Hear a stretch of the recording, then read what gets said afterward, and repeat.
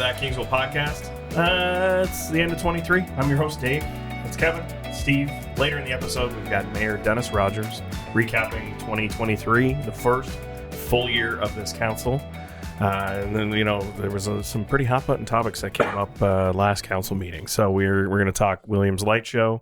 We're going to talk gun bylaw and short-term rentals. But it's like everything. It is everything. It's a lot. But there's a hot button topic that is roaring up the charts, like to the top of the Billboard 100. The Lions. Yes, the Detroit Lions. Well, you said roaring. That's what threw me off. Oh my gosh! Not to segue to sports, but it is such a good time to be a Lions fan. Anyway, sorry. So, if anybody's noticed on Jasperson, there's this big construction project that's going on. It's this The duplex. Yeah, it's a subdivision.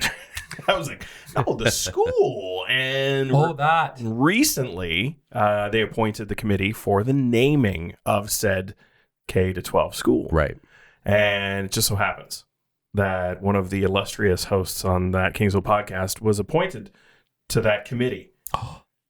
Steve. Oh yeah, that's right. Steve, Yep. It's not Committee Dave and not Kevin. No. So Committee Steve. Yeah. And then earlier in the week, you guys had a meeting. Monday, yes. Monday there was a meeting, and then the whole world ground to a halt because there was a lot of controversy and a lot of frustration. So yeah, take us through that. Well, so you get appointed to a committee that is a naming committee, and you assume that there's going to be a lot of debate and a lot of ideas coming in. Then you get to the meeting, and immediately, yes, I know. English is not my first language, apparently. You're immediately handcuffed. You are told that the board doesn't want this, the board doesn't want that. Even if you come up with a name that everybody agrees on, the board could still say no. Veto. And pick their own name. So right away, you're kind of deflated, right? You're thinking, okay, well then that rules out all these things. Why am I even here?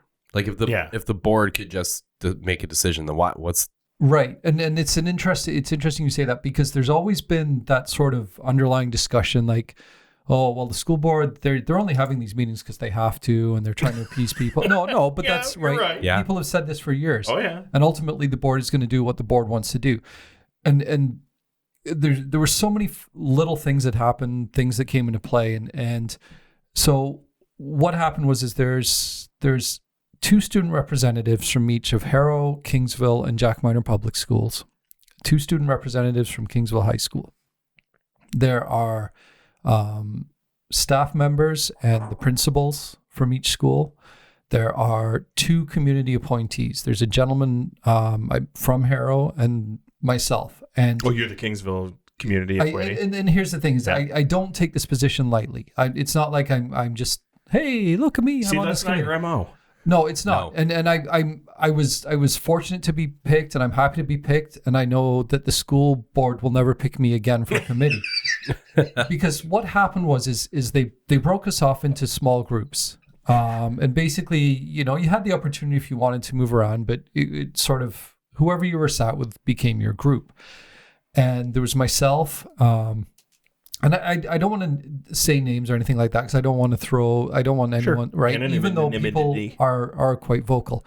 Anyway, two other people and myself basically grilled Scott Scantleberry who works for the school board on procedures, on why does it have to be this one, why does it have to be that? And one thing he did state is there's one name for the school, one school. It's not, you're not having a secondary school name and you're not having an elementary school. It is one name. And because it's one building and this, that, or whatever. And then you look at Tecumseh Vista, sure, it's one school, one building. It's got two separate addresses, one for the high school and one for the elementary school. So anyway. Yeah, with the mail, right? That's just, where does Amazon drop off the package? But all I'm saying is if it's one school, one building, how about you have one address? But anyway, minor point. Sure. So what the board did provide was a list of 8 names that we could consider. May right? I? I just want to make sure that those are the names. Oh, please indulge. So again, this information came to me several times. So I don't know where it originated from or how it was received, but I received it a bunch. So the board. So help me out, Steve, because I'm just going to read these things because I don't understand. Are these mascots or are these no? School names? These are okay. So there are two separate committees. The first committee is to deal strictly with the name of the school. And that's this committee. And then they're going to establish a second committee to discuss the mascot. And I will go into a little bit of detail that further into the conversation. Okay. So the council or the school board's possible naming ideas: Southern Flyway, Southern Passage, Monarch, Red Tail, Harrier, Erie South, Mill Creek, and Pigeon Bay. Okay. So, and they did provide rationale as to where these names came from. Well, yeah, Southern Flyway, Southern Passage, that's migratory. Monarch, because of the butterflies at Point Pelee. Red Tail. Harrier? Well, can you imagine if you know, we're not going to be the armpits as a mascot, but if you were the Harrier armpits, like, come on. Erie South. Okay, great, but it took me a second. No, and I don't want to goose honk on that one because I'm trying to make a serious point here. Mill Creek, sure, but it's, and then Pigeon Bay. Okay, great. So Isn't there a Mill Street public school already? No, Mill Street closed. There used to be. That's right. So here's the biggest issue with these names. And I look at it and say, okay, so you've got ultimately the board can pick the name, and the board wants to pick a name that's going to have a legacy, blah, blah, blah. The majority of the people on the school board are going to show up and smile for a ribbon cutting and never set foot in this building again. Right. Meanwhile, you've got teachers and administrators and other staff members who go there daily and pour their heart into educating students. They don't want to be a Harrier or represent Harrier School or represent some of the... But my point being is, like, a lot of these names sound like mascots as well. No, they do, right? So, and I can't remember what the... Monarch Academy sounds like it's in, like Japanese anime. Yeah. Sure. But, so, they want something that they're proud to represent in a name.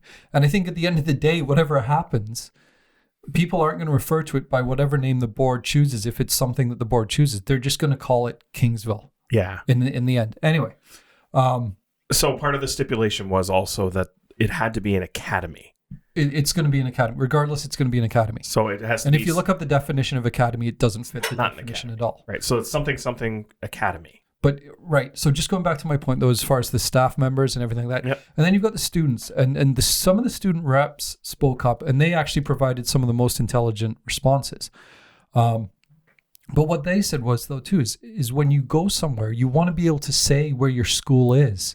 You want to be proud of that school. And one of the points I made is that there are people in this community who have no direct connection to the school, but they support the school in ways, whether it's through donations or helping out in other ways. And they want to be able to support a Kingsville school, not a Red Tail school, not a Monarch school, a Kingsville school. And the committee recognizes that there are students from outside communities, particularly Harrow, obviously with the closing of Harrow High School several years ago. So, the word greater came up, or area, or something that kind of encompasses the region. But Kingsville was sort of, the school board did a survey, and they asked the name, and I can't remember, it was like, one of the students actually did the math, and it worked out to about 54% of the names suggested said Kingsville. And I said this to Scott Scantlebury, and when you work for the school board, credit to them, because they've got a quick response or response for every point you make. They've got a counterpoint. And it was simply, yes, but that was just a small group of people. That doesn't okay.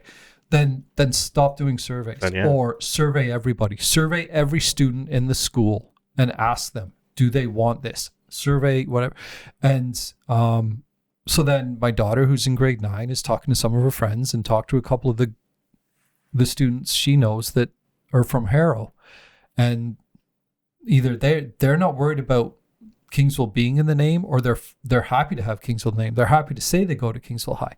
There's been discussion from some people regarding former students who are proud former Kingsville High School graduates. Yeah. They're from Harrow, but they're proud Kingsville High School graduates. Yeah, and you made the point earlier. It's just a definition of location, right? Like if you go to a tournament in Toronto and you're the Red Tail, jelly beans, nobody knows where Red Tail School is. They would think it would be in Scarborough. They'd have no idea that it was from down here. So yes, naming the school of the location to locate it and be a fixture of a community is important, right? Yep. Tecumseh Vista, right? Right. And the point I made, and again, it's like, well, those were established schools. Leamington got a new high school and they remained the Leamington Lions. Yeah. Essex has an identifiable school, Bell River, Tecumseh. Sandwich is a former community. So, and it's tough with North Star because, the name North Star has a significance, obviously. Sure. And, it combined two former schools. Which is a whole other situation all on its own. Yes. I don't like that name for that school either. I don't like it either. Because it's not regionally specific, especially for a county school. Right? In the city of Windsor, right, they are able to... Right. You're not going to name any school with the name Windsor. Right. They've got so many in within their limits that it's difficult to do that. Right. Like be East Windsor, South Windsor, West, Southwest, West, North, Northwest Windsor. So once this school is complete, it will be one of only two public school entities within the Kingsville boundaries. Right. The other being Gosfield North. Yep. Which is basically a feeder school for Essex High School. Yep. So some of getting to the committee's suggestions. Sure. So knowing that academy has to be a part of the name, these were some of the ideas that you generated on the committee. So Greater Kingsville Lakeside Academy, Kingsville Migration Academy, Lakeside Academy, Lakeview Academy, Greater Kingsville District. I like that one. Erie District Academy, Southern Great Lakes Academy, Lake Erie Migration Academy. Well, that means we're just all leaving. Yeah. But to your points about being identifiable via a location, most of those have that. Each one of those, I know where, if I look up Kingsville or Lakeside's about the only one on this list that I don't know regionally where we're talking about. Right. Lakeside could be, Lake Huron, Superior, could be anywhere in Ontario. Right. And there were tough parts about being there too, because, we're told, at the start, come in with an open mind. And then we're given all these limitations. And then every time we have sort of a suggestion or an idea, there's sort of pushback. So what's the next step? Okay. So we have to have it down to two names at the next meeting, Two? Yes, two names to go forward to the school board. Okay. Two names from that stupid list, or two names from all of them together? When you say stupid list, I assume you're referring to the list that the board provided? Yeah, the one that has Harrier. Yeah. So what is Harrier anyway? A bird. Is it a bird? Yeah. So we have to have two names. Do we even have those birds here? They should have called it the Blue Racer. Okay, here's the thing. The next meeting is February 12th, which is the day after the Lions win the Super Bowl. Oh, they're not winning the Super Bowl. Okay, fine. It's February 12th, and from what I can understand, I mean, the meetings are public, but only those on the committee can speak. Yeah. But the board wants two names to go forward, and then they will either decide on one of them or they will decide on their own. So since you're on the committee, you're not going to get to choose this, right? But I'm going to ask you what your preference is, because you won't get to necessarily dictate. Yeah, I don't, and I'll be honest with you, I don't know that I have a preference yet. Okay. I think because here's what happened is after this, there was some chatter that started, and then I got looped into a group chat, and there's a lot of different discussion, and I think there's going to be a lot happens within the community between now and February 12th, whether it's requests for meetings with school board personnel, whether it's, there was talk of a rally. There's a lot of. So one you've forgotten here, and I think that it does all of that, is the Kingsville District Academy, KDA. Where do you go? KDA, Kingsville District Academy. Right, you got versions of that. Okay, right? So, and to me, it's the simplest, easiest, makes sense. Because then it's your mascot that's really the the big kicker. Like, hey, we're the Kingsville District Academy. Or KDA.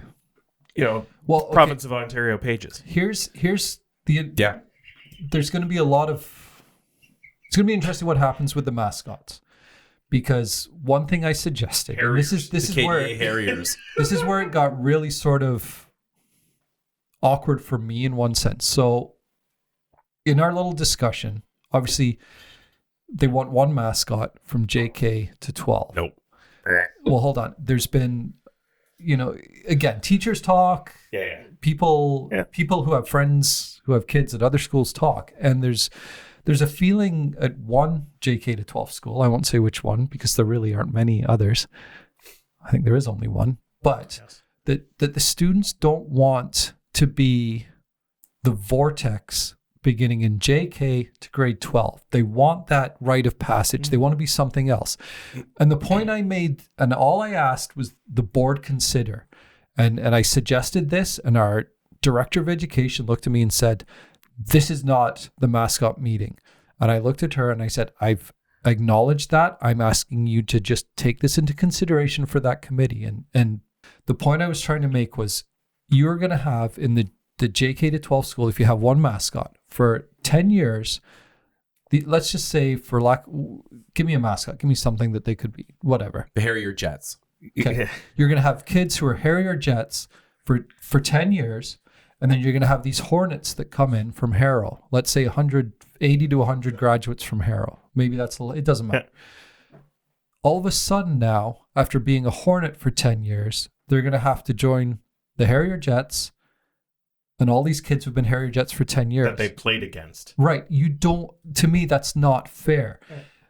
Have separate masks. One school, fine. One school name. There's a lot of people that aren't happy with one school name, but I can personally, I can understand it. Fine. One school name, but separate mascots. Do not make kids have to like. Yeah, but even to the point of when you start distinction between junior and senior level sports, right? Yeah. The junior girls soccer implies to juniors in high school and juniors in elementary school. So how do you have two junior girls soccer? Kingsville Harrier Jets. Yes, I guess you have to identify them. You have to identify them. So what is it? That's a good point. Elementary junior girls. It wouldn't be Kingsville Harrier Jets, though. Just the Harrier Jets. The Harrier Jets. Yeah, just the Harrier Jets. No, we're just talking mascots, Kev. So yeah, no, and that's a good point too. But to me, like right now, you've got your Cobras and your Hornets and your Jaguars, and to an extent your Eagles. Yeah. But they're not really allowed to be part of the conversation. But they aspire to be Cavaliers. Like that's the way the setup is now. Yep. They want something different. They want that rite of passage. Yeah. And you're just going to... They can be complementary too, right? Like it can be something in the same association, right? Like if it's named after a flower, for instance. Sure, but Harrow Public School are the Hornets. That's fine. Yeah, but I'm saying it's like whatever the new school's named is, the elementary are the tulips. And the high school age are now the daffodils. Right, the daffodils. Yeah, or like the monarch centipedes and the monarch chrysalises. Right. Or the bulbs and then the tulips. Sure, whatever. Yeah. Like let's get real aggressive and real like boy, that's gonna be a whole nother battle all on its own. So February 12th is another big one, right? Yeah. Oh boy. The red-tailed chicks and the red-tailed hawks. Hey, listen, if anybody knows how to nickname schools, just look at the U.S., right? Like, you got some weird, like... Horned frogs. Oh, my gosh. Oh, so good. Oh, fantastic names. So, like, it's okay because most of the times they borrow the logo from a professional sports team or take interpretations from it, i.e. Cavaliers. Cobras didn't, but they should have. Yeah, there's a lot of snake-related teams out there. Yeah. So, anyway. Boy, oh boy. Steve? Are we sure that the board didn't present the wrong list? Like maybe that was actually the mascot list. And that's what it sounded like to me, with the exception of a couple of the regional ones, right? Like they didn't make a mistake. No, this is real. Southern Flyway. Like nothing screams school to me like Monarch. Yeah, but how do you nickname it Southern Flyway? What, geese? Because that was what it would have to be. The Southern Flyway Geese. Oh, go fighting geese. Southern Flyway Academy geese. Academy, yes, thank you. Academy geese. Southern Passage Academy robins? Cobra chickens. Cobra chickens. Cobra yeah. chickens. Yes. Cobra chickens. Oh, yeah. You want to see people get upset. I don't know. That's crazy. Steve, you got more patience than I do, because I would have just flipped out. Well, Yeah. When the committee is presenting viable names that are legitimate to a significance of a community, to your point about, hey, you name it and you walk away, and hey, maybe you're not even appointed to the school board committee at all in the future, but you've had some significance to a community that is, well, how long has Kingsville District High School been Kingsville District High School? oh, geez. A century? Over 100. No, it's over 100 years. Sure. It was, So Yeah, why can't it just be that? I agree with you guys. no, because you can't be Kingsville District High School because there's an No, it elementary. can't be high school, but it can be Kingsville District Academy. Sure. I mean, we're not specializing in any Listen, specific and education, but to us, in a logical world, that makes sense. Greater Kingsville District Academy. Sure. Bam. Yeah. GKDA. Right. And that's just it. The acronym, it's nothing. No, doesn't matter. Nothing. Right. We just call it KDHS and KPS because of convenience. Right. Right. JMPS. Yeah. I get it. JMPS, right? Like, it's just convenience for us. But like, I'm done. I can't talk about it anymore. No, but it's tough because the people who again are going to be going there daily, yearly. You've got, I think And even to the 20-year staff, and then all of a sudden, I'm done. Now Anyway. we gotta get Dennis in here. We gotta start with Dennis. All right. Steve, thank you for your input in this. And yeah, February is gonna be that's gonna be a hot one. So I think we'll have an episode shortly thereafter. Because maybe we should see if we can broadcast it live. Oh, you guys will have to do that one. I'm away. But no. you won't be able No, to. you It'd can't. be you. If It'd be you you, live Gary. stream it, we'll live stream it. Yeah, there you go. The Kingsville podcast is proudly brought to you by Kingsville Brewery and Taphouse 127. Guess what, guys? They've got a new deal at the Taphouse. It's a 20-minute lunch or it's free. Really? Yeah, come on. You have to eat it in 20 minutes? No, if you sit down and you order it within 20 minutes, if it's not there in front of your yapper and you're sinking your teeth into that delicious whatever the I'm heck it is, salivating. right? Then it's free. So there. Does that count for when you start ordering or after you're done ordering? No, if I just order for like a really long time. Steve, I think Kev, I think the entire kitchen would get on your order just to prove you secretly timing. They know who's coming in the door. Yeah. Come on out and put our team to the test with 20-minute lunch special. Monday through Thursday, 11:30 to 2 p.m. Some menu exclusions apply and a maximum of 6 people at a table. 20 minutes starts from when the food order is placed. Does not apply to takeout orders or beverages. So that's at Taphouse 127 by Kingsville Brewery, 15 Main Street West in Kingsville.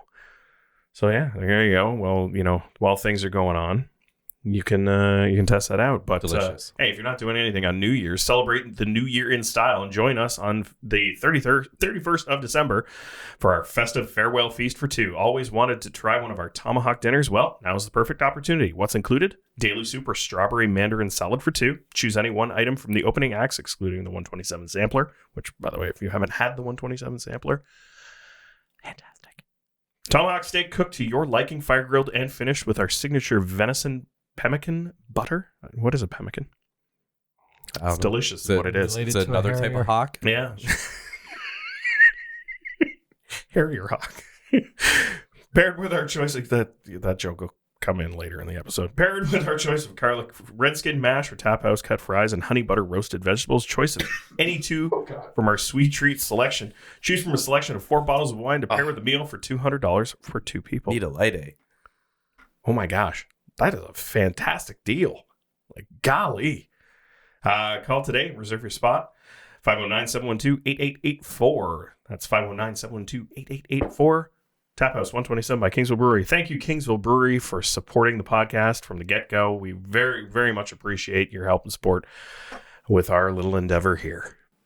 Joining us on that Kingsville podcast, again, for the 9th episode, Mayor Dennis Rogers. Thanks for joining us on the last episode of the year. First full year of this council. So thanks for joining us. Yeah, happy to be here. Appreciate it. Yeah, a lot happened. We were just, discussing off Mike off camera, some of the stuff that we didn't realize that had happened earlier in the year. So give us a bit of a recap. How was your first full year as a mayor? Yeah, it was. So it's funny. I was at county council last night, and there was a presentation just as far as like emergency procedures and you name it. And so we have a emergencies operation committee. So that was one of the first trainings that we went through as newly elected officials, and we went through all of procedures when we have emergencies within the community. So, a lot of times is, you go through the training and it doesn't always happen.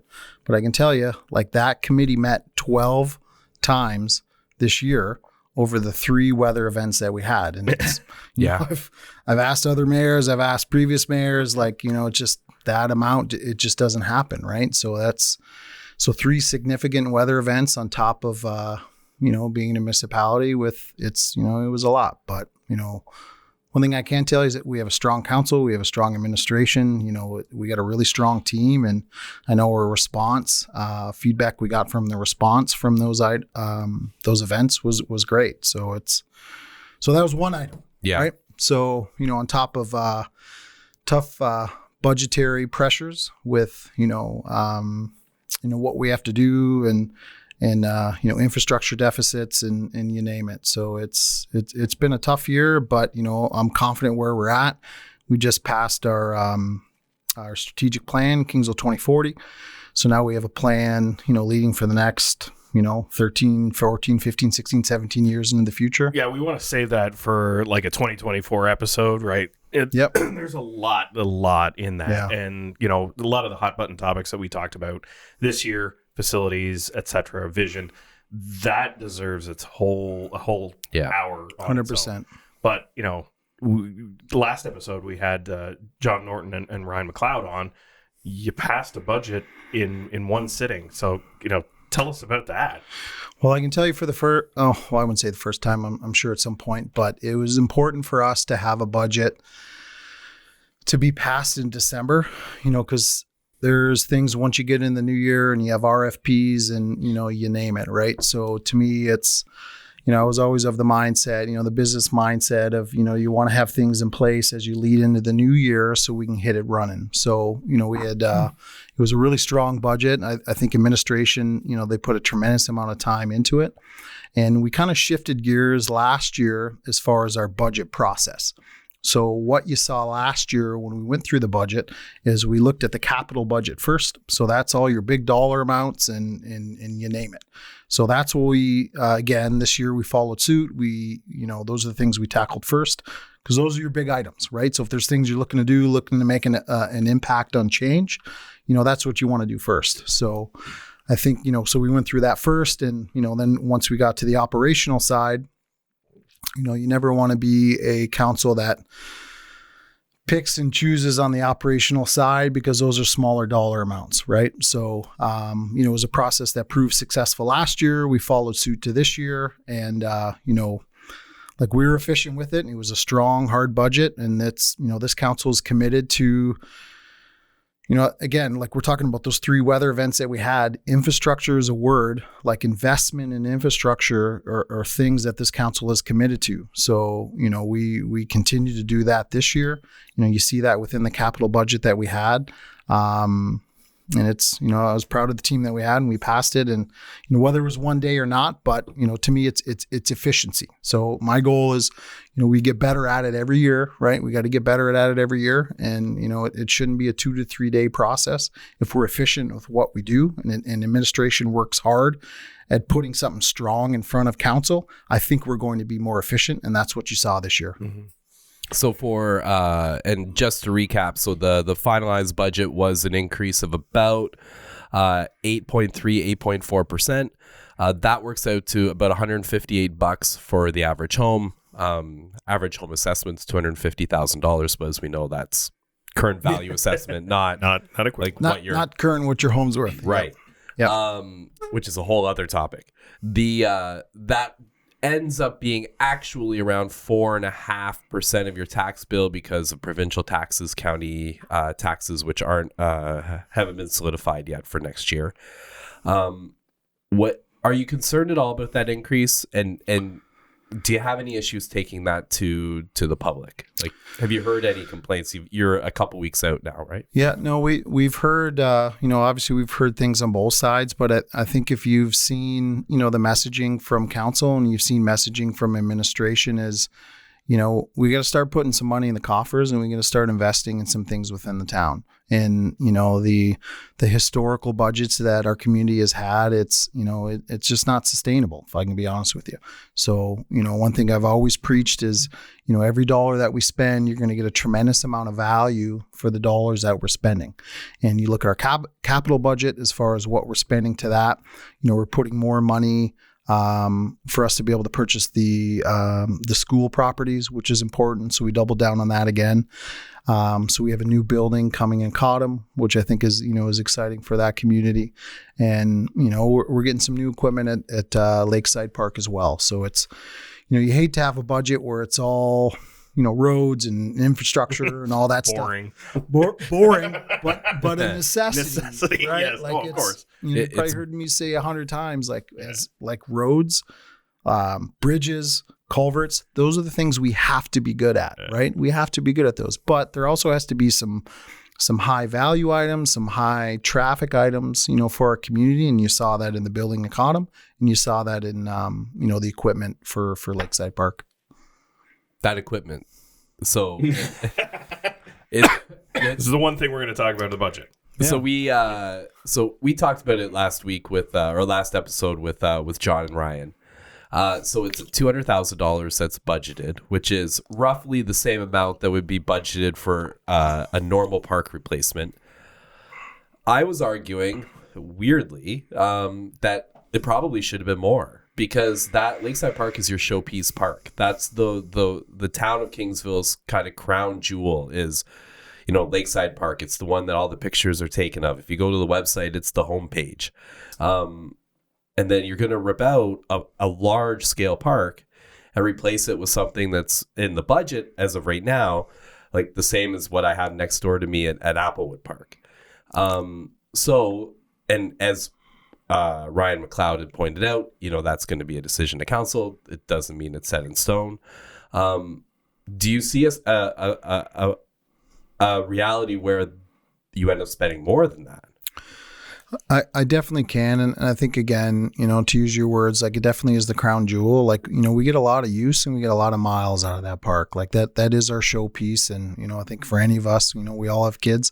We've all brought our kids there. And anytime you've brought your kids there, there's been a ton of other kids there, right? It's a big park, right? It's a big park. Yeah, but he doesn't remember what the equipment was in the 80s, right? Like you don't No. The orange tube? the tube or the log We had a pyramid. log Yeah. pyramid. The big giant metal slide, right? Yeah. Where we all, Oh, and On a hot day with his shorts on? yeah, it's come. And my point being, like, the town of Kingsville and the administration and whomever in the past has been very detailed about making sure that that's an improvement year over year or replacement over replacement. Because I think we're on, at least since the early 80s, probably the fifth version of that equipment that at least fourth. Yeah. At least fourth. I don't know. There was a gap when I was a teenager. I didn't go there for that reason. No, but I think too, though, like, to answer your question is, if there's more money that needs to be spent, we're going to have that conversation. Because I think the end of the day it is an important piece to our community, is something that, our residents and families get a lot of value out of. So it's, I know for me and, speaking for council is, you don't want to, for lack of better words, you want to be cheaping out on that. So, and I know we've been spending a lot of time and effort and money and resources into trying to fix what's there. And that's the thing that not a lot of people see is that, we spend a lot of time and resources like fixing what's there. And it comes to a point where, you maybe even argue the other side of like, do we need to replace it? It's fine that it's there, but it's like, for us as a municipality, it's, there's liabilities and there's other things, and you got to look at like, Life cycles, and you got to look at like, really giving, our community, like, do we keep investing in this item or do we replacement? So it's, I think it was something you got full support for. I think we also approved, some picnic tables for there. So it's an important piece to our community, and I think you'll see continued investment there. I think the only thing that should be cheaping out at the Park are the birds. So Hey, Got to get one in early. yeah. So yeah, the hot button topics. Like that was a theme over the year, right? 2023. I do have one more on budget. Just a quick question. Kevin, knock yourself out. If and now looking back, like, because you're a year in as mayor now, and I know we spoke last year after budget about how the facilities review was going to be coming up. That was something that was a big issue going into 2023. If we were to say to, Mayor Rogers in 2022 that the Grovedale was going to earn $6,000 in rent in 2023, would you decide to just bulldoze it, or would you try to come up with another plan or sell it? Like, well, that's a funny question. So I probably have 3 questions after you ask me that. But, I can tell you that, that's one building that is highly contentious. It's highly political. But, if you've seen any meeting that we've had and anything where I've spoken on that building, this community made a significant investment into that building. And, I can tell you, like, as municipalities, we're probably, separate from a business. So buildings are a liability in the municipal world, right? They're not assets. So to us is, what kind of value do you get for the community for those buildings? And, I can tell you there's a sentiment at council is, we have the pavilion, Kingsville Pavilion, where we do a significant amount of wedding events and you name it. And we have a strong business community within Kingsville. So, council believes that, we don't want to compete against private enterprise when it comes to that. So for us to have 2 items that compete against private enterprise, we didn't want to go down that road. We have a strong arts and culture center within Kingsville. We have a strong arts and culture, volunteer and community groups and you name it that are doing some great things. So for us, our goal is, what can we do within that building? Because at the end of the day, pretty sure it says arts and culture on the sign. So to us is, we want to stick to that and we want to book it as much as possible. And I think within the last year, you're starting to see that building being used more for programming, arts and culture, arts events, music events, you name it. So I think we're going down that path of, if you want events and stuff, pavilion's the way to go. But, the Grovedale, that's a community center. And it's an interesting assessment that you share, because I remember when the Grovedale was first considered and under construction, there were several local business owners that were concerned. And their question was simply, why is the town trying to compete with us?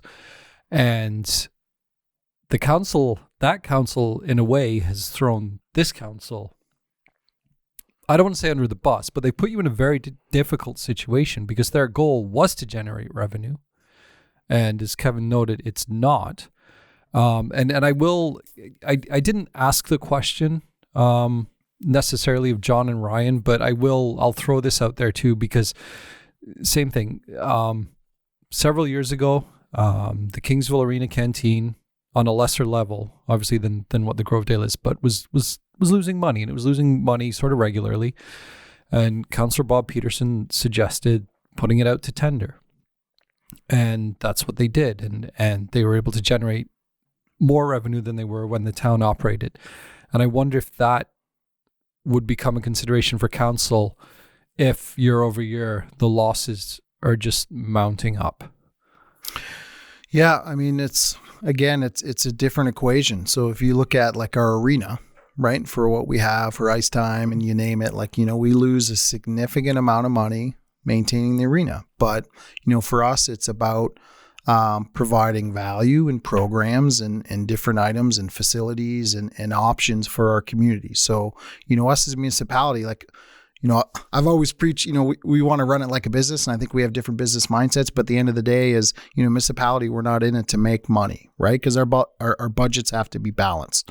So, we have these different buildings is, if we're creating value and we're creating options and we're creating different things for our community, for them, and resources for them to have access and all these different items, then we're winning as far as the options we're providing in a municipality. So I get the mindset of wanting to have a revenue stream, but to me, it's... Well, I wouldn't even say revenue stream, and I'm not trying to put you on the spot with this. You don't even have to answer, but I just look at it, and I don't want to take away from from the user groups. I guess the way we've discussed it sort of ad nauseum to this point, but it is such a significant cost. And obviously then, you can make the case that, okay, if you don't have the building, or if you having the building, you have to offset the cost. But if you don't have the building, could the tax rate be lower because you're having to generate less revenue? And are there other options for these service groups to use? And it's probably more detailed than we really need to get into at this point. But honestly, I would look at it that, and I tend to agree with you. And honestly, I asked the question facetiously because I disagree with you, Steve, at the point where I think that that's not allowed. Oh, I'm sorry. No, I'm kidding. Go ahead. I think it's okay if it doesn't make money, but I think that that has to be sold to the town, like to the people, to understand that it's not going to make money. No, but oh, sorry. I will no, but I guess to clarify, I understand it losing money because not everything is going to make money, and then it's especially when you're sort of leasing it or renting it out or just providing it for free as a space for groups. I just look at the numbers. It's the significance of the loss. That's all. Honestly, I think you throw, and this is crazy, I think you throw another $1 million into it and put a proper stage in it. So it's actually built for what you're supposed to be doing. Yep. Because it's not right now. It's built to be a hall. And reconfigure the exterior. Yeah, and actually have it so that you have a stage. Add it to Metawas Park as a feature, not as an adjacent item. Yeah. Right. And I'm sorry, we've made this discussion our discussion. No, you're good. And Steve, I'll be, I'm happy to, answer any question. Like I can tell you, it's, I've said 100 times, this council is, I've charged them and we're charged with making tough decisions. So we're not going to shy away from the hard questions. And, I'll put it out there as, we're going to lose money on a lot of the facilities we have, right? But where we get it back is what we provide within those buildings. And we're going to have a strong plan as far as, programming and different items that are going to be there and the resources and the options that our community has for those buildings. So I can tell you, you've started to see that over the last 6 months as far as what's actually happened within that building. And that's going to continue to grow. And that was part of the facilities review is, I think that has to be something within our residents is that, the goal isn't to make money, right? The goal is to provide value and options and programming to our residents. So where you understand is if you see an increase within those items, and that's our commitment, and I think you're starting to see that now. Sure. So like I was saying, Sorry. no, it's fine. Sorry. It was a great point. It's his fault. Right. It was a great point. But I'll stop. a lot of hot button items come up in 2023, right? From developments, from resourcing, from assets and the buildings, facilities, and whatnot. This last council meeting was a little bit loaded with a few kind of very sensitive that got some local news attention and whatnot. Would you call it a bright spot? Shining off the page, the screen. Honk. Is it get a honk? No. Gary's taking a nap. Just enlightening. Enlightening. Yeah. So this council meeting that you had some 3 somewhat significant topics. So Williams Light Show. Yep. So and correct me if I'm wrong. I'm just paraphrasing and I might misremember something. So as it's existed for 5 years. 7 years, thank you. I think so. So 7 years over in the Gulfview subdivision. The Williams family have had this light display, elaborate, extensive, several shows nightly throughout the December time frame. And as of lately, there's been some complaints. And this had to go to council with regards to the allowability, if that's a word. I'm going to make that a word. Allowance? We'll allowability it. Allowability, thank you. Whether or not that this could take place in this neighborhood. So what happened at council? And again, you got a lot of like local press, CBC, CTV. Yeah. I spoke to all of them. You did, and I watched a lot of them. I was like, I know that guy. Yeah. I spoke to all of them, and I think I'm just going to preface it with like, I know, there's a narrative there as there was only a couple complaints, and, there was more than a couple, right? But, I just want to be out there as, you would hope for your town council is, we rule for the majority, right? But you also want to know as a minority that we're going to protect you as well, right? So I just want to put that out there is no matter what the minor concerns are, is, this council's, we're going to listen to you and we're going to have that conversation. Like, that's democracy. And that's what you saw happened. So, the end of the day is, there was some concerns, and, us going to go a record is, Kingsville doesn't hate Christmas. We're not against, cancer research, right? Yeah. We're fans of all of that. You do still hate the Easter Bunny, though. Well, That was last year. as long as you give us a heads up of what's happening, we'll support you full and through, right? Hey. So, Excellent point. but no, the end of the day is, that's, Colton's a tremendously talented kid, man, and you see the amount of people that are there. It's just a conversation for growth and where is it going, and you saw that within the conversation, and kind of how I prefaced my conversation with it at the meeting is, where are we going? What's the plan? Where are you going? Like, so do you want to grow? Because there's a sentiment of, have they outgrown their yard? Are they at capacity? So, if you want to bring this, to the next level and raise more money, if the true goal is cancer research and raising money is, you don't want to have a short ceiling on that, right? So, what's the next step? And again, the end of the day is there was never a sentiment to shut it down. That was never what council wanted. But again, I just want to put it out there, like, that's democracy. We're going to talk about it. And I'll give credit to this council for having that conversation in public, because it was a tremendously tough conversation to have. And you saw both sides being debated. And I think where it landed is, for us to do a survey of, of the neighborhood and those people that are directly affected, letting it play out this year and hope for the success through this year, getting some feedback, anonymous, private feedback from those that are directly affected. And then we look at it for the next step. So to me, I think a great compromise was reached. Nothing against the Williams and what they do. We appreciate what you do, but, someone that emailed, and we got a ton of emails and calls and you name it on it.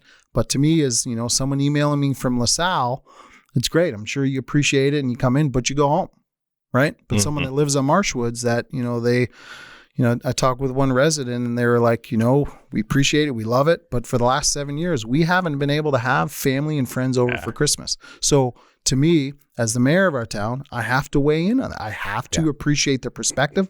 I have to listen to them, and we have to have that conversation. And that's what you saw happen. Yeah, that's always that dichotomy of, hey, there's all the good in whatever it is, and then there's, the side effects and the shrapnel that happens, right? Congestion in a neighborhood, in a quiet neighborhood too, right? We're not in a main through. It's not like it's on Division and whatnot. That'd be even worse, actually. Stopping traffic on Division, that'd be a nightmare.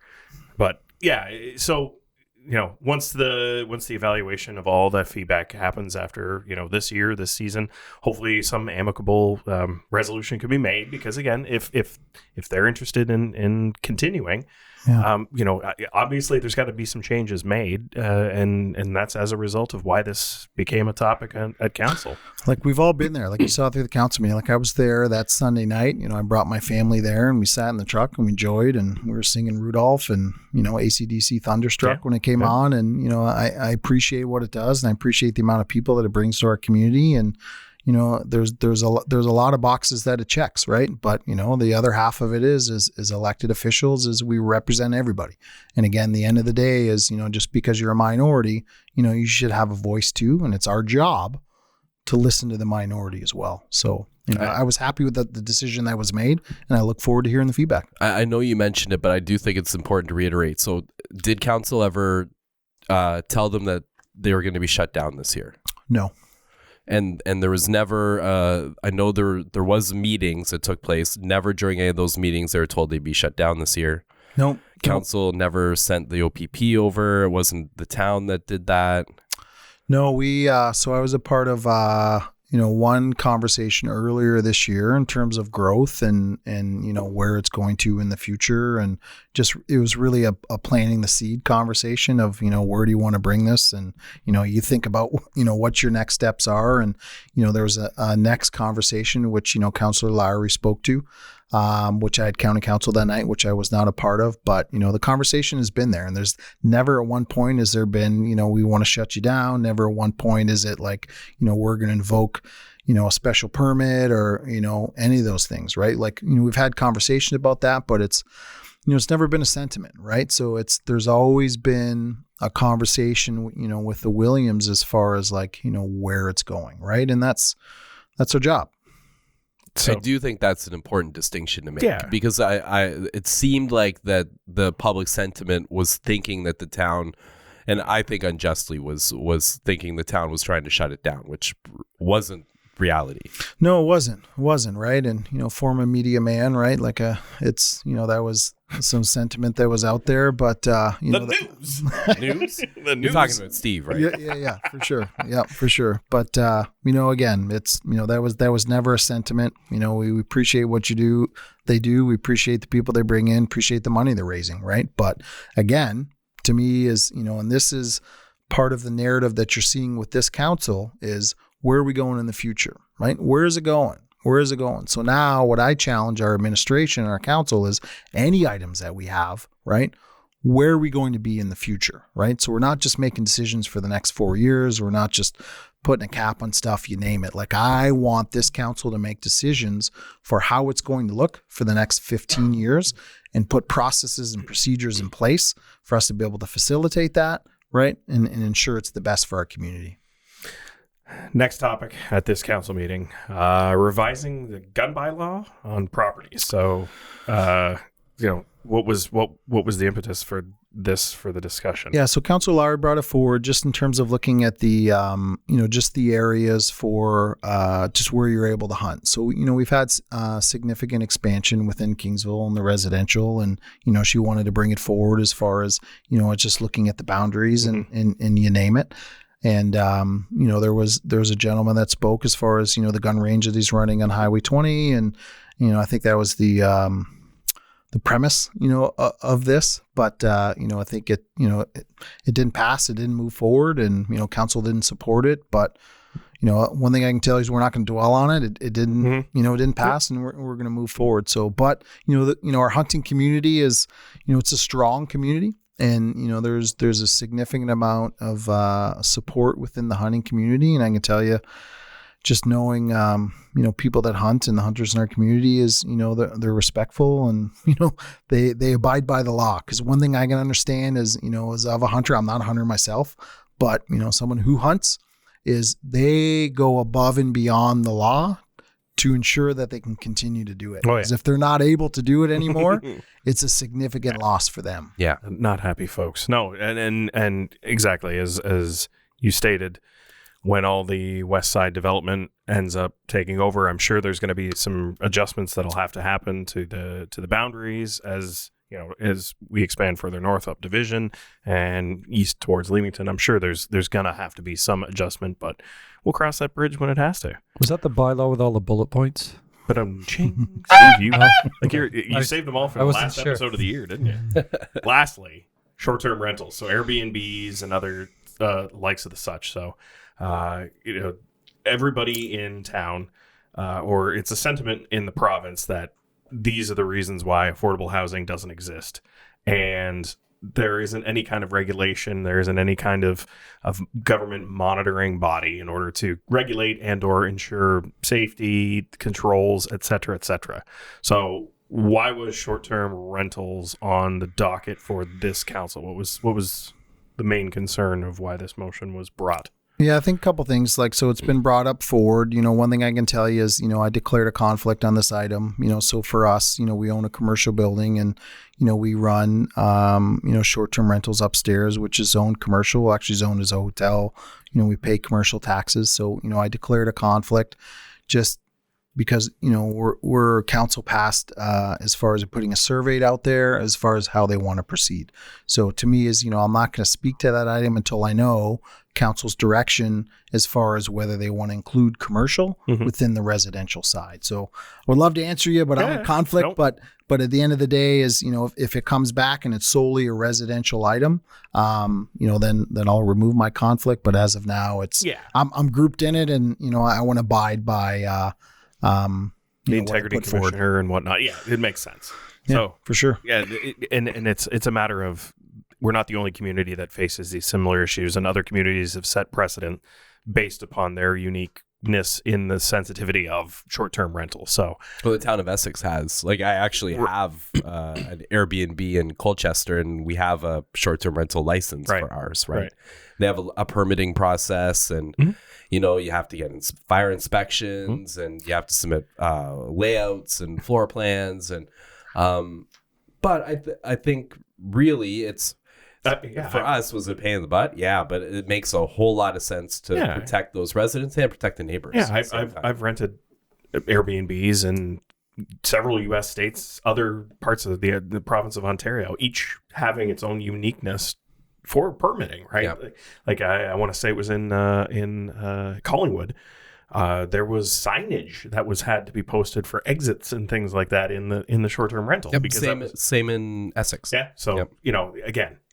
Just like you said, if there was ever an emergency and I'm not familiar with the house, I've got, the ability to be safe and escape. So I'm not opposed to implementing these things because of, just the nature of what the business is. So yeah. Yeah, no, it's, I can tell you one thing I can speak to is that, it's something that it's relevant within every municipality across Canada. And you see a lot of municipalities making decisions as far as it. And it's, it's a hot item across the board, and you talk about tourism, you talk about housing, you talk about all that stuff, right? So it's a conversation that that's being had everywhere. And as you touched on, which again we'll address in 2024 with the strat plan being kind of executed and whatnot. There's a lot in store for the next couple of years of your term. So yeah, anything of highlight for 24 that's on your radar that you want to address right now, or you're forecasting anything, or just execution? No, I think it's so we're going to establish some priorities here soon, but I can tell you we're going to start having conversations over school properties. Yeah. So I think this is the year. There's a guy that wrote a report back in 2017. It was crazy. Is this Committee Dave? Dave. Was it Committee Dave? Former Committee Dave. Former Committee Dave. There's no more committees for me to be on. No, but to me, it's I don't want to sound like a broken record, but we're challenging this council to make the tough decisions because they've made tough decisions. Yeah. So all those items, school properties, you name it, that's part of our facilities review. So, we just had meetings as far as, what we want to accomplish. And I'll be honest with you, to me, if I could flip a switch is, KDHS and KPS, they're top of mind. So you saw that within the budget with us starting to save for those because, I think it's tremendously important for us to control the narrative for those properties and us to control what's going there. So I think, my hope is, subject to council approval, is that you're going to start seeing some planning items in terms of those properties starting having this year. And I think town hall decisions now, because, I think, we're all aware that our last council meeting happened at the town hall, moving to the Unico, and, a lot of things changing around. So, we're really challenging this council to make those decisions and put things in place. And, So those are kind of the big items that I'm hoping are going to be priorities for this year. Yeah, and you've set the table already, right? Your first budget that you had when just becoming into election, you had a line item in there for saving for the school properties and whatnot, and then addressing throughout this year, the term, a lot of that hard grunt work that you have to do in order to kind of set yourself up. So. Be interesting to see how things kind of play through because you're going to get things thrown at you mid spring, late winter. It's going to 2 or 3 more once in 100-year storms. Gosh. I mean that's another item too. Is we just had a meeting with our Ruthven residents, and if you look at our strat plan, resilient infrastructure is one of our priorities, and you're going to continue to see significant investment through the budgets from our town, investing in our infrastructure, just current assets, current infrastructure that we have. Because the end of the day is, I think that, one in a 100-year storm of whatever we call it, like we're like 1.5 times the rainfall of what a 100-year storm was. That's what we received, right? So if we receive another one of those, we're in trouble. So it's not going to happen overnight.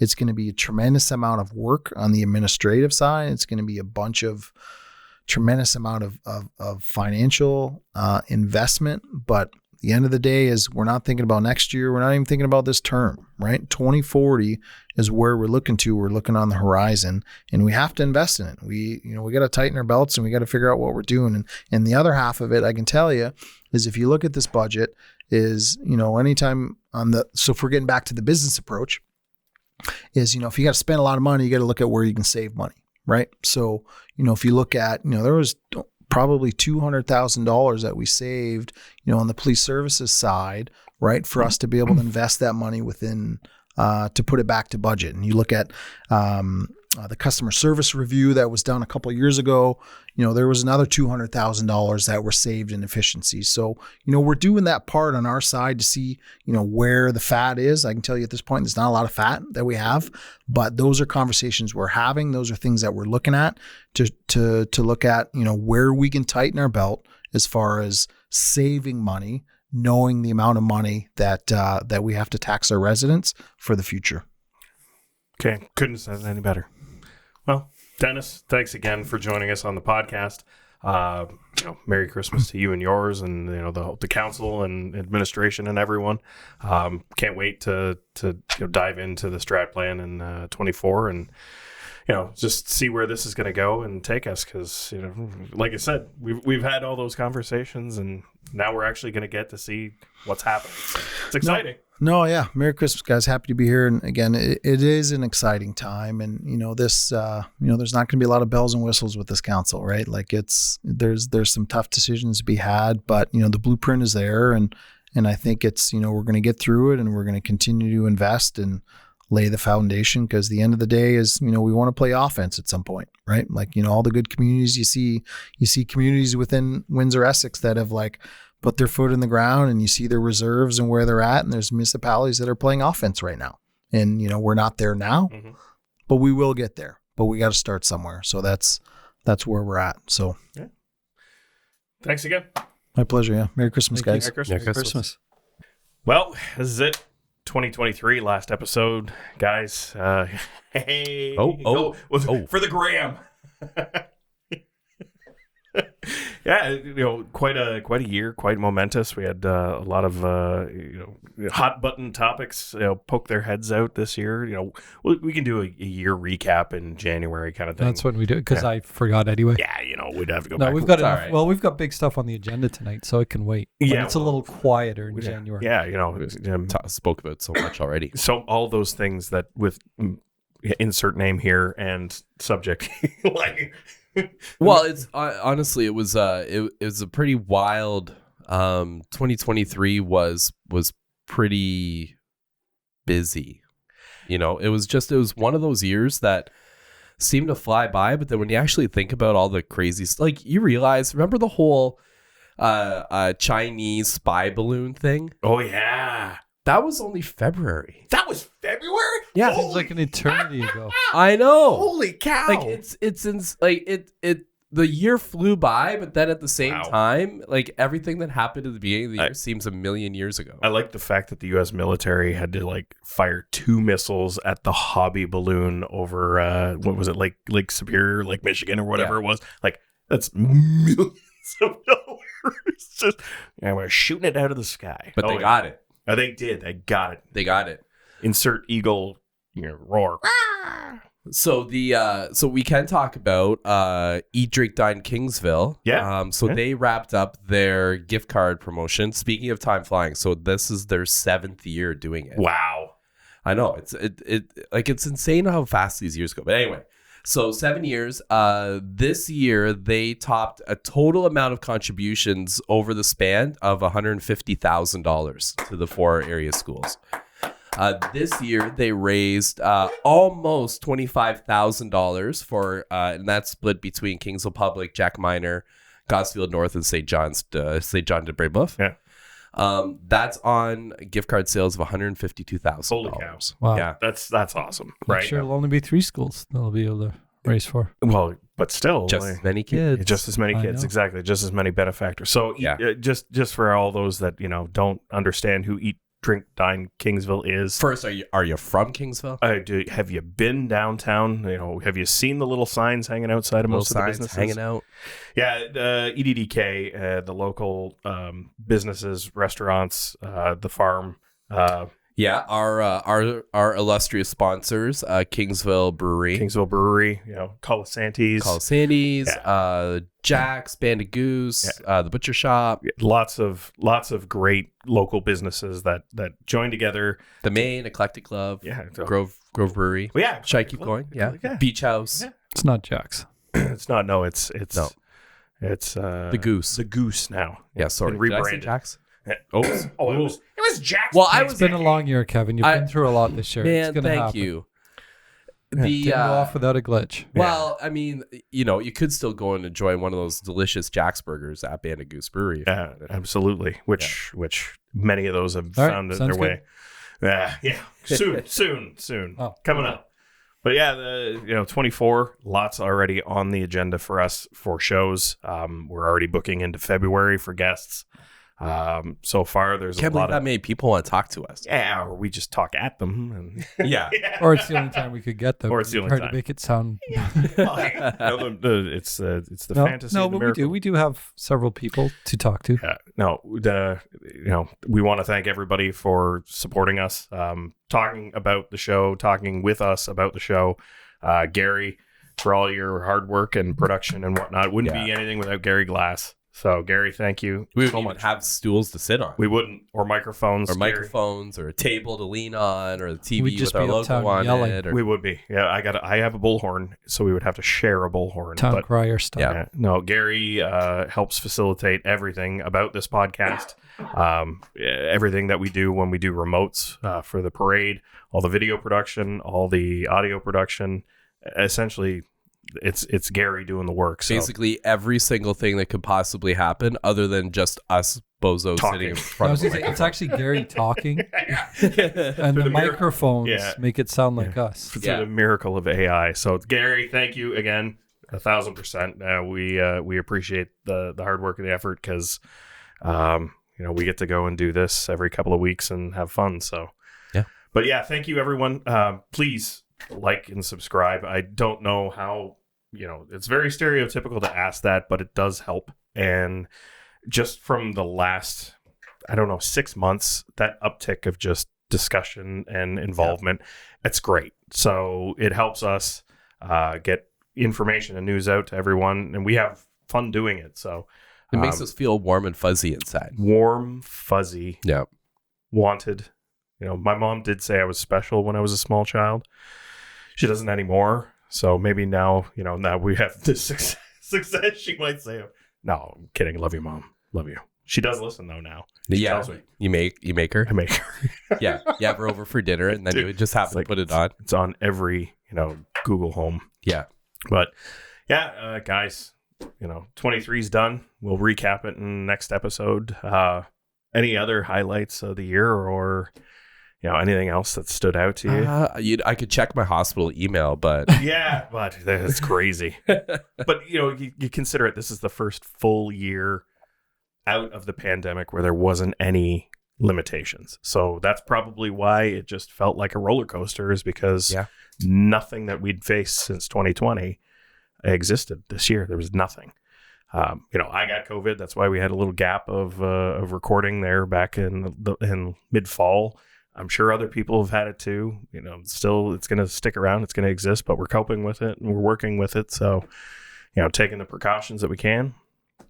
But hey, we're still here. So, again, thanks everyone for listening. Again, on that note, appreciate everyone's feedback. Like and subscribe. happy holidays. Happy holidays. Merry Christmas. Happy New Year. And see you in 2024.